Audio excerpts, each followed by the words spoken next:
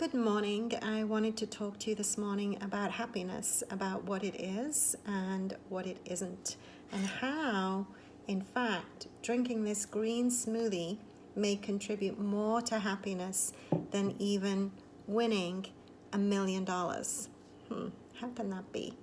I feel like, I don't know about you, but I feel like we've been sold a bill of goods in our consumerist society, seducing us consistently into the idea that if we buy this or attain that, we're going to somehow be happier. Even if we win $1,000,000, science has proven that we don't sustain that level of happiness for any sort of ongoing period of time.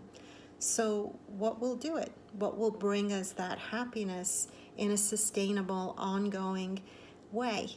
The truth is that happiness is not an external thing. It's an inside job. And I know that's not the first time that you've heard that idea. But I want to give some more clarity into what sort of internal things that you can do that will increase your experience of happiness. Happiness is defined in the dictionary as an experience of well-being that contains positive emotions ranging from contentment to extreme joy. Now, how do we do that? How do we internally cultivate that experience of happiness? In my book called The Habit of Happiness, which I define, by the way, as happiness being a skill that becomes a practice that then becomes a habit. So cultivating healthy habits is probably top of the list of the things that we can do that can bring a greater sense of well-being. There are also other things that we can do that I discovered during the course of writing the book, like knowing and aligning with our innate values, what I call our inner guidance system. What are the nuggets of wisdom that you've acquired on your journey through life that you know are true, that if you remember in times of stress, can bring you back home into your essence, into yourself. Things like remembering that you are already perfect, whole, and complete when you might bump into someone in your world that makes you feel less than that. Coming back to remembering that yourself allows you to navigate back into that terrain of well-being and those positive emotional states. Things like knowing that love is always the answer, no matter what the question. If we come to love and we bring more love to ourselves or more love to others, we're more likely to be occupying that range of positive emotions that contributes to a sense of well-being. So what are the healthy habits that lead to happiness? Some of them are really obvious and we already know how to do them and what they are. We may not be doing them, but we know about them, like great nutrition, like having great food for your breakfast in the morning, great nutrition for the mind, having positive thoughts, nourish and nurture the mind in a positive direction, having positive emotional states, occupying emotional frequencies that are at love or above contributes to that sense of well-being.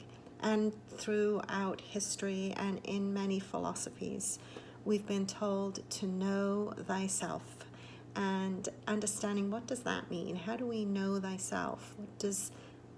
How does that even help? What do we do to know ourselves? When we are present enough to witness who we become in times of challenge or stress, and witness where our mind goes and what our thoughts seduce us into believing or thinking to be true about ourselves and others, and being capable of examining those thoughts and discerning whether or not they're actually true, whether or not they're actually serving us, and knowing that we have an influence and a capacity to choose our thoughts so that we can break free of a default pattern network of thinking that arises up from trauma in our history. When we understand how to unwind that habit or that thinking pattern and establish brand new thinking patterns, then we're contributing to our possibilities of happiness and contentment.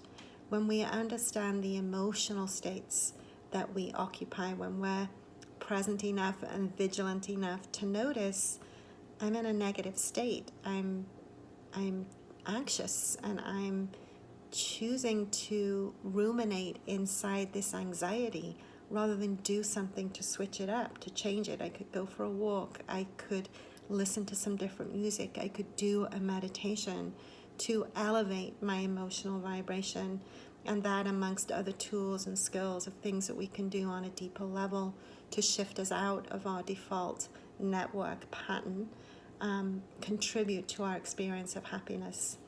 So that's how we do it. That's how happiness is an inside job, and doing some healthy habits like great nutrition can contribute to our happiness more than, believe it or not, winning $1 million.